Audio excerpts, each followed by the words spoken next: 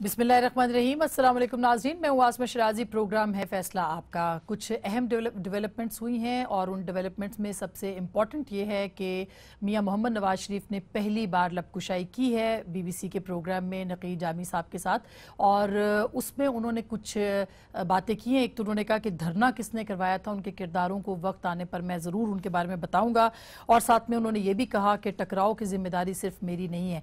पहले मैं आपको सुनवाना चाहती हूँ कि मियाँ साहब ने क्या कहा, उसके बाद मौजू को आगे बढ़ाते हैं। जरा चलाएगा कि टकराव की कैफियत फिर पैदा नहीं होनी चाहिए इस मुल्क के अंदर।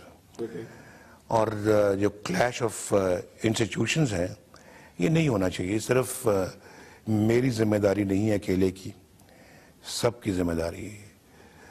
खतरनाक मूड में मियाँ साहब नजर आ रहे हैं कि अकेले मेरी जिम्मेदारी नहीं है, सबकी जिम्मेदारी है। बात तो सच है, मगर बात है रुसवाई की। होगा क्या, कल उनको तलब कर लिया है नैब ने, उनके साहबजादों समेत। साहबजादे शायद मुल्क में हैं या नहीं, लेकिन नवाज शरीफ साहब मुल्क के अंदर हैं। क्या वो नैब के साथ कोऑपरेट करेंगे, वो इसके ऊपर बात करेंगे, नहीं करेंगे? वॉल्यूम 10 जो है, जो कि सर्वमुहर था, सुप्रीम कोर्ट ने नैब के हवाले कर दिया है। इत्तला ये है कि सुप्रीम कोर्ट के कहने पर नैब ने सऊदी अरब को भी खत लिखा है ताकि उनकी जायदादों के बारे में पता चल सके। क्या उसका जवाब भी खत का आ जाएगा, नहीं आएगा? जरदारी साहब ने कहा है बातचीत नहीं होगी बिलावल के ऐलान के बाद, लेकिन साथ में उन्होंने ये भी कहा कि हम सियासत के अंदर कोई बात हरफे आखिर नहीं है। बहुत सारे मौजूआत हैं, बेगम कुलसूम समेत, जो कि अचानक मुल्क से बाहर चली गई हैं, लेकिन उनके कागजात नामजदगी दुरुस्त पा गए हैं और अब NA 120 का जो मार्का है वो भी सर के ऊपर है। चौधरी निसार की नाराजगी अपनी जगह पे, और इसी तरह से जो बाकी मामलात हैं पाकिस्तान मुस्लिम लीग नवाज के अंदर के, उस पर बात करेंगे। आज हमारे साथ बड़ा हैवी किस्म का पैनल है। मैं थोड़ी देर के लिए रशीद रिजवी साहब के पास भी जाऊंगी। मेरे साथ सलीम साफी साहब हैं, मुनीफ फारूक साहब लाहौर से हमें ज्वाइन कर रहे हैं, जनाब मजहर अब्बास साहब होंगे और मुबशर जैदी साहब भी होंगे। तमाम जाने माने चेहरे हैं, आपको सबका तारुफ जो है आप किसी तारुफ के मोहताज नहीं। सबसे पहले मैं जाऊंगी रशीद रिजवी साहब के पास, जो कि माहिर कानून है, और उनसे कुछ चीदा सवालात हम जरूर पूछेंगे। अस्सलाम वालेकुम रिजवी साहब। जी अस्सलाम वालेकुम रिजवी साहब, मैं ये पूछना चाह रही हूँ कि अब ये मामला जो हो गया है कि तलब कर लिया है नवाज शरीफ साहब को, उसमें क्या तरीक़ेकार होगा और क्या आपको लगता है कि ये इन केसेस का मुस्तकबिल क्या होगा? देखिए, मैंने वो आसमान नोटिसेस देखे नहीं है, लेकिन लगता यह है कि कॉल अप नोटिस हैं ये अमूमन जो है नैब इंक्वायरी के स्टेज पे और इन्वेस्टिगेशन के स्टेज पे कॉल अप नोटिस देके मुल्जिमान को बुलाती है और उनके स्टेटमेंट लेती है। वो मैं समझता हूँ अगर कल नहीं जाते हैं तो उसके बाद एक आध दफे फिर उनको बुलाएंगे और उसके बाद फिर वो सुप्रीम कोर्ट से रुजू करेंगे कि ये नहीं आ रहे हैं, इसलिए कि उनको 6 हफ्ते के अंदर अंदर रेफरेंस फाइल करना है। उसके बाहर ये लोग ट्रेवल नहीं कर सकते टाइम लिमिट के। इनको हर हाल में 6 हफ्ते के अंदर रेफरेंस फाइल करना है। जैसा नैब ने हुदैबिया केसेस के बारे में भी कह दिया कि ये नहीं खुल सकते। उनका कहना है सुप्रीम कोर्ट कहेगी, चूंकि कलअदम ये मामला सेटल हो गया था छोटे कोर्ट में। तो आपको क्या लगता है कि ये इसका मुस्तकबिल क्या होगा? खतरनाक हद तक शरीफ खानदान फंसेगा इसके अंदर? मैं समझता हूँ, मुझे याद नहीं आ रहा कि जो लास्ट ऑर्डर है, ऑर्डर ऑफ द कोर्ट, जो जब नैब में रेफरेंसेस भेजे गए उसमें उन्होंने कहा था कि 2 हफ्ते के अंदर अंदर हुदैबिया टैक्स की मिल्स के जो है वो फाइल करें appeal against the order of the high court. तो अगर ये बात कही है सुप्रीम कोर्ट ने तो उन्हें फिर हर हाल में फाइल करना पड़ेगा विद इन 2 वीक्स। अच्छा, ये भी बता दीजिए कि अब कहा जा रहा है कि शरीफ खानदान को जमानत कबल अज़ गिरफ्तारी जो है वो करवा लेने चाहिए। आपको क्या लगता है कि ये कितना जरूरी है, और अगर ऐसा नहीं होगा तो मियाँ साहब गिरफ्तार हो सकते हैं? देखिए आसमा, आम हालात में जो नैब का लॉ है वो ये कहता है कि अगर इंक्वायरी या इन्वेस्टिगेशन ऑथोराइज कर देता है जब चेयरमैन, तो जो इंक्वायरी ऑफिसर है उसके अख्तियारात जो हैं वो SHO के बराबर है। वो उसको अरेस्ट भी कर सकता है किसी को। और हम लोग तो अमूमन जब कॉल अप नोटिस आता है तो हमारी एडवाइस, हर वकील की एडवाइस अपने क्लाइंट के लिए यही होती है कि वो बेल बिफोर अरेस्ट में चला जाए। तो अब जब इनको नोटिस मिल गया है, कॉल अप नोटिस मिल गया है, तो इन्हें बेल करा लेनी चाहिए।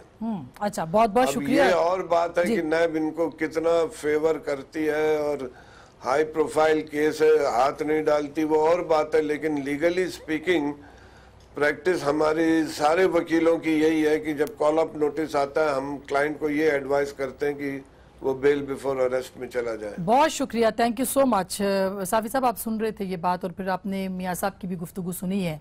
आपको क्या लगता है मामला किधर बढ़ रहा है? वो कह रहे हैं मैं टकराव नहीं, सिर्फ बाकी लोग भी टकराव को अवॉइड करें।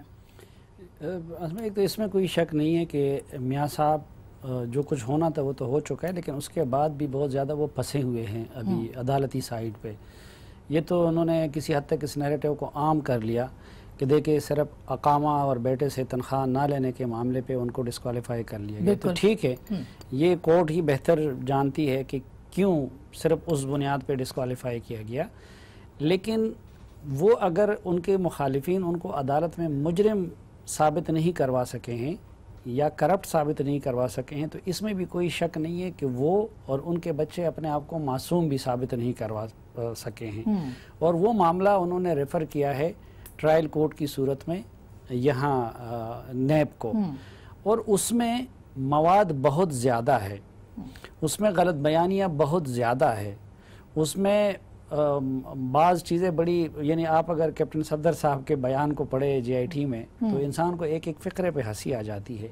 तो ऐसे आलम में कि जब इदारे आप के लिए हॉस्टाइल भी हो, सही, ऐसे आलम में कि जबकि मुल्क की सबसे बड़ी अदालत आपको ये डिक्लेयर कर चुका हो कि आप सादिक और अमीन नहीं रहे, और उनमें फिर अगर इतने मवाद के साथ आपके ख़िलाफ़ मातहत अदालत में या नैब जैसे एक मातहत इदारे में केस चल रहा हो, तो आप ख़ुद अंदाज़ा लगा सकती हैं कि वो कितने ज़्यादा फंसे हुए हैं। बिल्कुल, और उनके फैमिली के लोग भी कितने ज़्यादा फंसे हुए हैं। अच्छा, ये मज़हर साहब ने भी हमें ज्वाइन किया है। मतलब साफ़ी साहब की बात से एग्री करते हैं कि वो बहुत फंसे हुए हैं, लेकिन जो उनकी बॉडी लैंग्वेज है, जो आपने इंटरव्यू देखा छोटा सा, उसमें वो ये कह रहे हैं कि सिर्फ मेरी जिम्मेदारी नहीं है, वो मूड उनका बहुत खराब है, गुस्सा है, अभी तक वो बहुत जज्बाती हुए हैं। तो ये तो मतलब आपको क्या लगता है, वो फंस जाएंगे वाकई, या फिर वो डट जाएंगे कि नहीं भाई आप मुझे हाथ भी नहीं लगा सकते, मैं नहीं आता आपके सामने? शुक्रिया आसमा। देखिए, यही ख़तरनाक बात होती है और यही ख़तरनाक नज़र आ रहा है कि मियाँ साहब जब इतने गुस्से में हैं और इतने जारहाना मूड में हैं, जो कि हमें GT रोड से यहाँ तक नज़र आया, ये बड़ा ख़तरनाक मोड़ होता है, क्योंकि इसमें बहुत सी ऐसी चीज़ें होती हैं और ये सिर्फ सियासी लड़ाई नहीं है, ये कानूनी लड़ाई भी है। और सियासी लड़ाई भी इस हद तक चली गई है कि पार्टी के अंदर से आवाज़ें उठने लगी हैं। यानी अगर ख्वाजा साद रफ़ीक जैसा आदमी, जो कि उनका मोस्ट लॉयल, मोस्ट ट्रस्टेड वज़ीरों में से है और मुशीरों में से है और करीबी साथियों में से है, सही, वो भी अगर चौधरी निसार की बात की तायीद कर रहे हों, तो ये तो मुस्लिम लीग नून के अंदर, बाकी सियासत तो छोड़ें कि जरदारी साहब का जो प्रेशर है या इमरान खान का जो प्रेशर है, खुद पार्टी के अंदर का जो दबाव आ रहा है, तो ये मेरा ख्याल है ये जो अब नैब रेफरेंसेस शुरू होंगे, इसके बाद जो सिचुएशन लगेगी, तो मियाँ साहब को बड़े क्रूशल डिसीजन करने पड़ेंगे पार्टी के हवाले से भी। हाँ, नहीं मतलब जैसे उनको कल बुला लिया है, अभी तक ये सामने नहीं आया कि वो जाएंगे नहीं जाएंगे, लाहौर में उनको बुलाया है, अगर वो नहीं जाते तो सूरत हाल क्या पैदा होती है, मतलब वो कोऑपरेट नहीं करते तो क्या होगा? हाँ। आसमा जाएं या ना जाएं, लेकिन ये रेफरेंसेस तो अब खुल गए हैं और ये रेफरेंसेस इसका एक टाइम फ्रेम भी दिया गया है, और वो टाइम फ्रेम इतना क्रूशल है कि उस दौरान अगर मुकदमात बनते और मुकदमात चलते हैं, तो बिल्कुल इस साल के आखिर तक ये चीज़ें हो चुकी होंगी, डेवलप हो चुकी होंगी। जो भी उसका फेट होगा, मियाँ साहब अरेस्ट होते हैं, कन्विक्ट होते हैं, बरी होते हैं, बरी हुए तो उन्हें बहुत ज़्यादा फ़ायदा होगा, लेकिन अगर इस दौरान उनको, उनके बच्चों को सजाएं हो जाती हैं, तो इसका पूरी पार्टी पे बहुत बुरा असर पड़ेगा। इसलिए मियाँ साहब को इससे पहले ही ये फैसला करना है कि पार्टी किस तरीके से आगे बढ़ेगी, क्या उसी अंदाज में आगे बढ़ेगी। ये फैसला तो कर रहे हैं मियाँ साहब की गैर मौजूदगी में आगे नहीं बढ़ा सकता। यानी साफी साहब, यानी आप खुद को भी बचाएं, खुद बचाओ तहरीक भी है और पार्टी बचाओ तहरीक भी साथ साथ चल रही है। चौधरी निसार वाला, जैसे आज उन्होंने स्टेटमेंट दे दिया, किसी से पूछा नहीं, और सरदार याकूब साहब का इलेक्शन जो है उसको चैलेंज किया उन्होंने। देखिए, इसमें कोई शक नहीं है कि जो जिन इदारों की तरफ वो इशारा कर रहे हैं, उनका किरदार कितना मुतनाज़ा है या ख़ुद उनके हवाले से कितने सवाल उठ सकते हैं और उठाए जाते हैं, उस मामले को एक तरफ अगर आप रख भी लें तो मेरे ख़्याल में इन सब कुछ के बावजूद हमारा तो ख्याल ये कि मियां नवाज़ शरीफ साहब एक लिहाज से सियासी ख़ुदकुशी की तरफ जा रहे हैं। वजह उसकी एक तो ये है कि वो अगर दूसरे इदारे हाई मॉरल ग्राउंड पे खड़े नहीं हैं कि वो अपने लोगों का एहतसाब नहीं करने देते और सिर्फ पॉलिटिशियन का करते हैं, तो ख़ुद मियां साहब भी किसी भी हवाले से हाई मॉरल ग्राउंड पे खड़े नहीं हैं। वो उनके फाइनेंशियल मामलात हों या अगर उनके पॉलिटिकल मामलात हों। दूसरी बात ये कि अभी ये जो एक मखसूस ग्रुप में वो फंस जाते हैं और उनको ये बावर कराते हैं कि बस हैं तो सिर्फ आप है। मसलन आज BBC के इंटरव्यू में भी उन्होंने तुर्की की मिसालें दी हैं। अब न वो ख़ुद ये सोच रहे हैं और न वो लोग उनको समझाते हैं कि मियां साहब तैयब उर्दगान ने ये नहीं किया था कि ख़ुद तुर्की के लीडर थे और उनके बच्चों का कारोबार बाहर था। तैयब उर्दगान का ऐसा नहीं हुआ था कि माजी में भी उनके अपने चीफ जस्टिस और आर्मी चीफ से टकराव हुआ हो, बल्कि माजी में उन्होंने एक बड़े जबर का दौर गुजारा था। फिर तैयब उर्दगान ने इस्तांबुल के मेयर से डिलीवर करना शुरू किया था अपनी कौम को। यानी बिल्कुल न तैयब उर्दगान की ये हालत थी कि भाई आप तो मसलन अभी इन्होंने मुश्किल वक्त में पार्टी को छोड़ दिया है वो याकूब नासिर साहब के पास। मुझे ज़ाती तौर पर इल्म है कि याकूब नासिर साहब पूरे 2-3 साल मियां नवाज शरीफ की मुलाकात तो दूर की बात है, वो उनके नीचे के लोगों के मुलाकात का भी जो है बस सिर्फ ख्वाब ही देखते रहे। अननोन सा गो के उनकी बड़ी स्ट्रगल रही है मुशर्रफ के दौर में। आप इस वक्त पार्लियामेंट की बालादस्ती की बात करते हैं और सिविलियन बालादस्ती, वोट का तो तैयब उर्दगान ने अपने पार्लियामेंट का वो हशर नहीं किया था जिस तरह आपने कि पूरे साल में आप सिर्फ 2 दिनों के लिए वहाँ पे गए। बिल्कुल सही बात है। फिर यानी आपके पार्टी के अंदर इधर तो मामला ये है कि भाई भाई का भी यानी मियां शहबाज शरीफ की अब ये ढकी छुपी बात नहीं है कि इस हवाले से उनका अप्रोच भी कुछ और है और इनका कुछ और है। बच्चों के मामले सतह पे तो मामला और भी ज्यादा संगीन है। अच्छा, इसी को मैं करूँ, आप जो कह रहे हैं ना फैमिली के अंदर भी ये मज़हर साहब आप कह रहे हैं कि आप फैमिली के अंदर बड़ा दबाव है, पार्टी के अंदर दबाव है। बेगम कुलसूम अचानक चली जाती हैं, वो यहाँ पे इलेक्शन कमीशन के अंदर उनकी आज वो कागजात नामजदगी की जांच पड़ताल थी, वो मौजूद। क्या मैसेज दिया है उन्होंने? मतलब ये वाकई अगर उनकी तबीयत भी ख़राब है तो वो कैसे इसको आगे चलेंगे? अभी तो ये जिक्र हो रहा है कि शायद वो मुतवक्के प्रेसिडेंट हों अपनी पार्टी की। कैसे चलेगी पार्टी और कैसे चलेगा हल्का इवन? देखिए आसमा, मियां साहब की 2 डिफ़िकल्टीज़ थी जब सुप्रीम कोर्ट में फैसला आया। एक तो ये कि अगर वो उस वक्त चुप बैठें, खामोश रहें और पार्टी किसी और को हैंड ओवर करके रायविंड आ जाते खामोशी से जहाज़ के ज़रिए, तो उसमें चांसेस ये थे कि मुस्लिम लीग नून और ख़ास तौर पे जो पंजाब की पॉलिटिकल साइकी है उसके अंदर अगर आप सरेंडर कर जाएं तो उसको बिल्कुल भी पसंद नहीं किया जाता। लेकिन मियां साहब ने जब GT रोड से मार्च किया और उनको लोग नज़र आए तो उन्होंने अपनी तकारीर में इतना ज़्यादा जारहाना अंदाज अपना लिया कि विदाउट रियलाइजिंग कि अभी केस ख़त्म नहीं हुआ है, अभी आपके मुकदमात मौजूद हैं, आपने ऑलरेडी जजेस को जिस तरह टारगेट किया, फैसले को जिस तरह टारगेट किया, आप सिंपल अगर अपने अंदाज में बात करते और वोटर को अपने साथ रखते, करना उन्हें यही था, ऑप्शन उनके पास यही था कि अपना वोट बैंक इंटैक्ट रखें, पार्टी इंटैक्ट रखें। लेकिन जब इस हद तक चले गए और अभी तो बड़ा टाइम पीरियड बाकी है इलेक्शन में, अच्छा, तो उस दौरान आप इस टेम्पो को कैसे मेंटेन रखेंगे, ये बड़ा मुश्किल होगा। मुश्किल काम है ये। लेकिन साफी साहब, ये सवाल अपनी जगह पे है कि अब उन्होंने अगर पार्टी को बचाना है तो कैसे बचाना है? वो तो किसी बचाव के मूड में नहीं है। वो कहते हैं जी अगर सबने खुद को किया है, खुद हमारे लिए बुरा किया है, तो हम खुद भी अब इसी मूड के अंदर है। तो ये कैसे इस तरह से मुकाबला होगा? ये तो इदारों के टकराव की बात हो रही है। इसमें देखिए कोई शक नहीं कि मियां नवाज शरीफ साहब अपनी जगह पे उनका जो गुस्सा है उस गुस्से के कई अवामिल भी मौजूद हैं। मसलन इस दिन से बचने के लिए और इसी वज़ारत उज़्मा को बचाने के लिए उन्होंने इससे पहले यदि इस दौर में भी जो मेरे और आपके नज़दीक वो अच्छी बात नहीं थी, लेकिन उसने कंप्रोमाइज़ किए।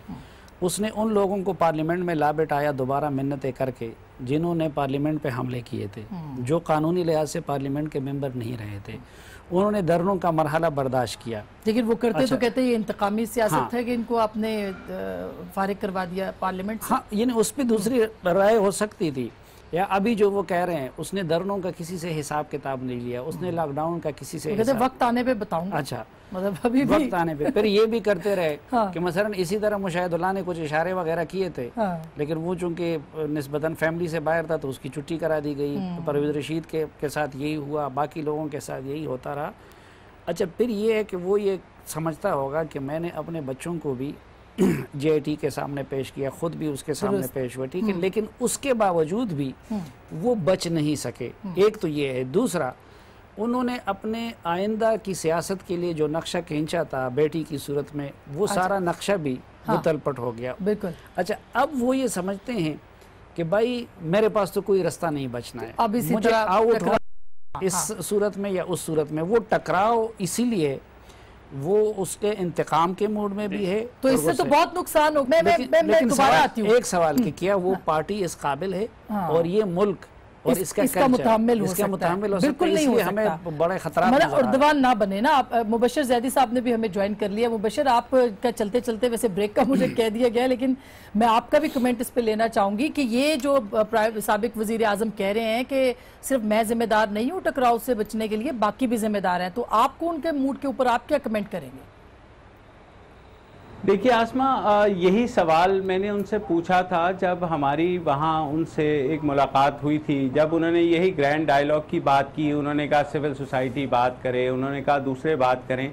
तो मैंने उनसे कहा कि मुझे लगता है कि आप you have resign to your fate, और आपको तो ये पता लग गया है कि आप शायद पार्लिमानी पॉलिटिक्स में वापस ना आ पाएं, तो आप किस बिना पर दूसरों को ये कह रहे हैं? और बाकी उनके लीडर से भी, दूसरों से भी मैंने कहा कि जब 2 दफ़ा आपके पास 2/3 मेजॉरिटी थी तो यही चीज़ें आप कर सकते थे। ये जिन तरामीम की आप बात कर रहे हैं, और ये 62-63 पे सबसे पहले इनको पीपल्स पार्टी ने कहा, उस वक्त ये तैयार नहीं थे, फिर पनामा आ गया तो पीपल्स पार्टी वाले चले गए। तो ये सारी चीज़ें देखिए, एक वक्त होता है किसी भी उसका।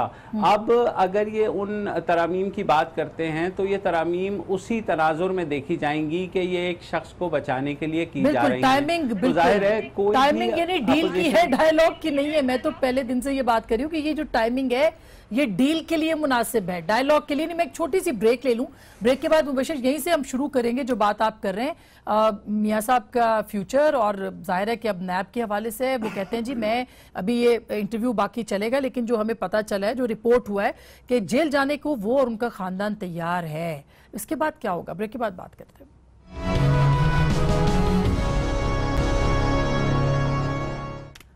वेलकम बैक नाजरीन, एक बार फिर आपको खुशामदीद कहते हैं। और ब्रेक के बाद हमें जनाब मुनीब फारूक साहब भी, हमारे बहुत प्यारे दोस्त, ज्वाइन कर चुके हैं हमें लाहौर से।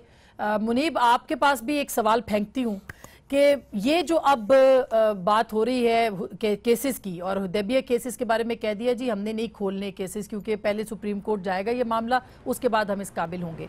ये केसेस खुलेंगे तो क्या होगा? और अगर मियां साहब और जैसे माइनस अल्ताफ हुआ, माइनस नवाज हुआ, अब जरदारी साहब के खिलाफ भी डेली बुनियादों के ऊपर जो है वो नैब कार्रवाई करेगा, तो ये माइनस ऑल होगा या -3 तक की बात रहेगी?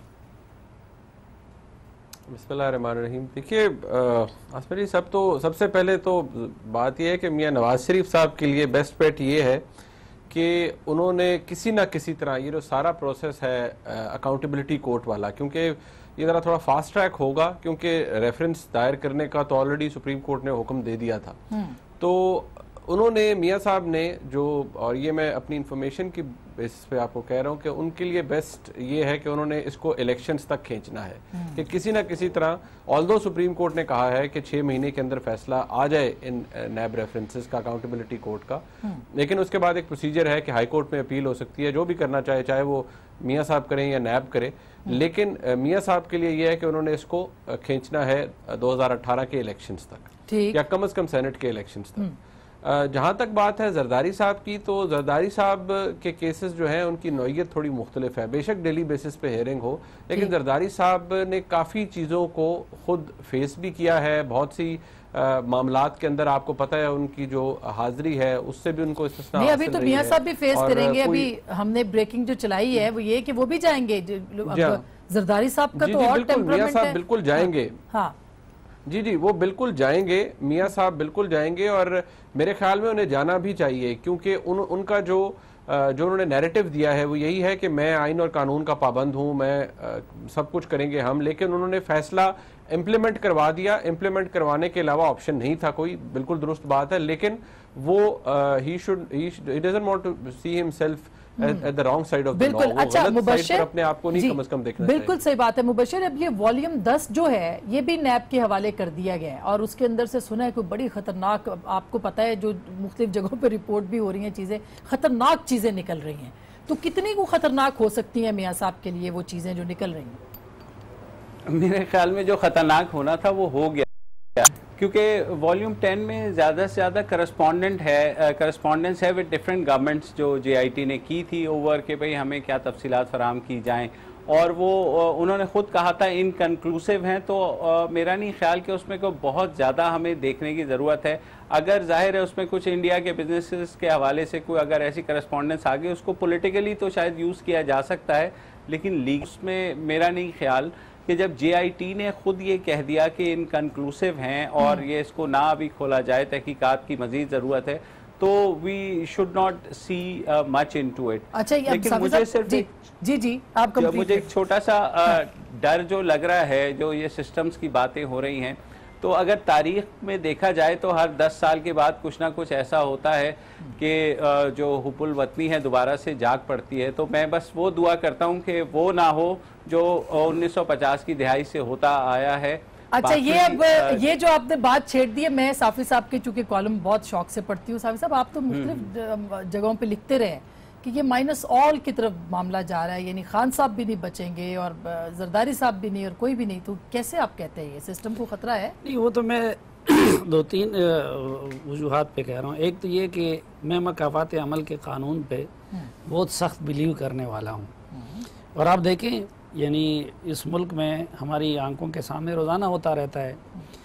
मसलन ये 62-63 देख लें, उस वक़्त पीपल्स पार्टी और ANP जैसी जमातों ने उसको रिमूव करना चाहा, लेकिन मियां साहब उस वक्त ये सोच रहे थे कि शायद इसका निशाना वो बने, आज वो खुद उसका निशाना बन गए।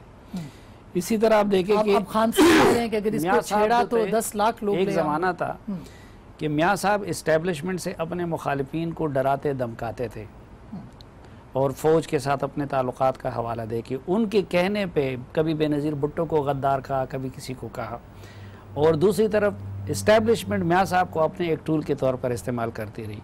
आज देखिए मकाफात अमल के कानून के तहत दोनों एक दूसरे के लिए दर्द-ए-सर बन गए। वो कहते हैं मैं करेक्ट हो गया हूँ पॉलिटिकली, मैं अब नजरियाती हूँ, मैं इनकलाबी हूँ। हाँ, तो वो भी करेक्ट हो गए हैं और वो दूसरी पार्टी भी कहेगी कि हम भी इनके बारे में करेक्ट हो गए हैं। ठीक है, तो एक तो उस हिसाब से अगर आप देखें कि इसी तरह इमरान खान के बारे में भी ये मेरा ईमान है कि जिन क़ुव्वतों के कहने पे उन्होंने लोगों को बेइज्जत किया, उनको गद्दार कहा, ये सब कुछ कहा, तो तारीख़ का जो सबक है ये कि वो भी उसी प्रोसेस से अब उनको गुजरना है जिससे मियां नवाज शरीफ तो मतलब कुव्वतें उनके पीछे हैं, यानी वो एक तो दर्दसर बन जाते हैं ना फिर उसके।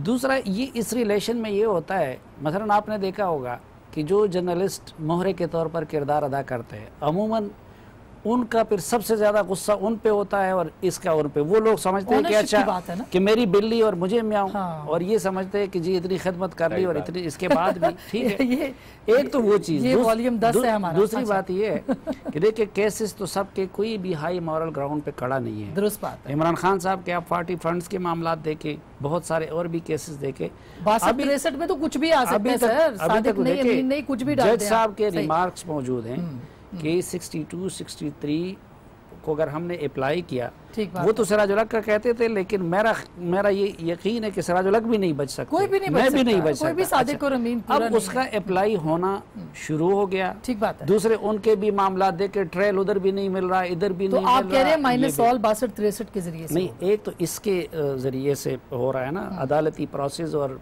सबके ग्राउंड्स भी एक हैं, इमरान खान के और नवाज शरीफ के। और दूसरा मुझे ये लगता है कि इस वक्त पूरी सियासी क़यादत जो है ना बेसित मजमुई वो बोझ बनती जा रही है। यानी ऐसा नहीं है एक दूसरे के खिलाफ तो चलो वक्ती तौर पर इस्तेमाल किया जा रहा है। सब आपका क्या ख्याल है? हाँ। आपका क्या ख्याल है अगर आप मुक़्तदिर क़ुव्वतों में से कुछ होती तो आप शेख रशीद को इज्जत की नज़र से देखती, या आप ये चाहती कि आप उसको किसी ड्राइविंग सीट पे ले आए? तो इसीलिए ये अच्छा मज़हर साहब, मैं तो कुछ नहीं कह रही, साफ़ी साहब ने जो बात कही है, लेकिन बात बिल्कुल लगती है कि सब डिस्क्रेडिट हो रहे हैं और एक एक करके सबकी छुट्टी हो जाएगी, फिर क्या होगा सर? मज़हर साहब देखिए आसमा, ये जो मुझसे क्वेश्चन किया, जी जी जी जी जी जी आपसे, देखिए ये जो फार्मूला है, अगर कोई फार्मूला है कि -3, तो ये तो नहीं चलेगा।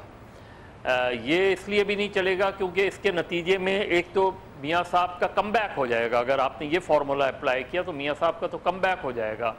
वो जो साजिश जिसका आज तक किसी को नहीं पता, तो इसके बाद तो वो ये कह देंगे कि ये साजिश जो है ये खुद ब खुद बेनकाब हो गई है।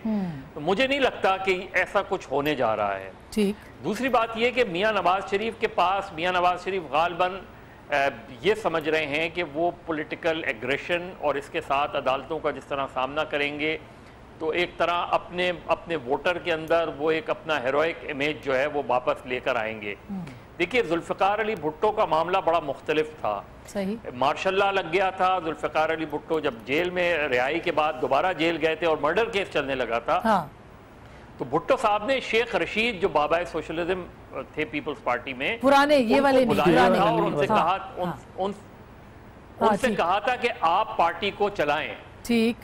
शेख रशीद साहब ने ये कहा कि भुट्टो साहब, अगर मुझे आपने एक्टिंग चेयरमैन बनाया तो जो आपके पार्टी के अंदर फ्यूडल्स हैं, जिसमें उन्होंने मुमताज भुट्टो का रेफरेंस दिया, खत्म हो जाएंगे, जतोई मरहूम का रेफरेंस दिया, सही, वो लोग पार्टी को नहीं चलने देंगे, पार्टी को इस वक्त सरवाइव कर दें। तो बेस्ट चॉइस बेगम नुसरत भुट्टो हैं। अच्छा, उन्होंने तो आपके तो अच्छा मैं सब यही रोकूंगी आपको, यही रोकूंगी सर, यही मेरा सवाल है। और मैं ब्रेक के बाद मुबशर भी मुस्कुरा रहे थे कुछ बातों के ऊपर, उनके पास भी जाएंगे माइनस ऑल वाली के ऊपर, लेकिन कुलसूम नवाज के बारे में भी कहा जा रहा है कि शायद वो बतवक्के सदर हों पाकिस्तान मुस्लिम लीग नवाज की, वो बचा पाएंगी पार्टी को। ब्रेक के बाद इस पर बात करेंगे।